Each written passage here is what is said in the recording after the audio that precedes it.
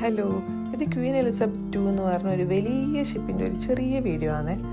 ഇത് ഇങ്ങനെ കയറുമ്പോൾ തന്നെ ഒരു റിസപ്ഷൻ ഏരിയ ആണ്. റിസപ്ഷൻ ഏരിയ എന്ന് പറഞ്ഞാൽ ഷിപ്പിൻ്റെ പുറത്ത് സെപ്പറേറ്റ് ആയിട്ട് തന്നെ ഉള്ളതാണ്.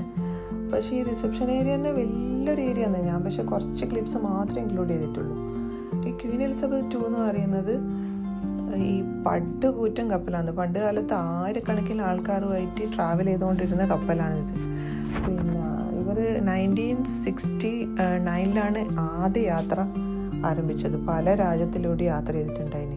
അപ്പോൾ ആ റിസപ്ഷൻ ഏരിയയിൽ നമുക്ക് അതിൻ്റെ മാപ്പിലും കാണാൻ പറ്റും എവിടെയെല്ലാം ഇത് യാത്ര ചെയ്തതെന്ന്. പിന്നെ 1967 ഇത് ലോഞ്ച് ചെയ്തത്. പിന്നെ ഇത് കണ്ട ഈ 2 പ്രൊപ്പല്ലർ ഈ ഷിപ്പിൽ അവർ യൂസ് ചെയ്തിട്ടുണ്ടായിരുന്ന പ്രൊപ്പല്ലറാണ്. പിന്നെ ഒരു കുണാർഡ് സ്റ്റീം ഷിപ്പിംഗ് കമ്പനി എന്ന് പറഞ്ഞ ബ്രിട്ടീഷ് കമ്പനിക്ക് വേണ്ടിയിട്ട് John brown and company limited എന്ന് പറഞ്ഞ സ്കോട്ടിഷ് ഷിപ്പിംഗ് കമ്പനിയാണ് ഈ ഷിപ്പ് ലോഞ്ച് ചെയ്തത്. ഏകദേശം 300 കോടികൾ ഇന്ത്യൻ മണീൻ്റെ വാല്യൂ ഉണ്ടായിന് ഈ ഷിപ്പിന് ഉണ്ടാക്കാൻ വേണ്ടിയിട്ട്. പിന്നെ 2018 ഇത് ഫ്ലോട്ടിംഗ് ഹോട്ടലായിട്ട് ദുബായ് പോർട്ട് റാഷിദിൽ സ്ഥിതി ചെയ്യാൻ തുടങ്ങിയത്.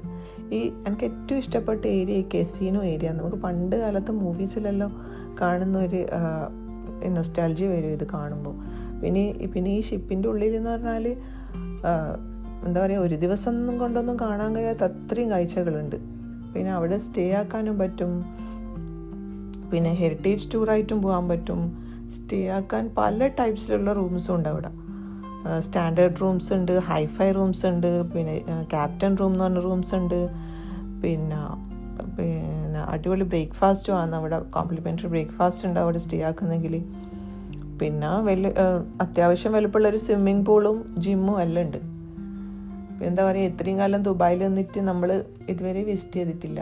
അപ്പോൾ എന്തായാലും ഒരു 1 ടൈം വിസിറ്റ് എന്തായാലും മസ്റ്റാണ് ഈ ഷിപ്പിൽ.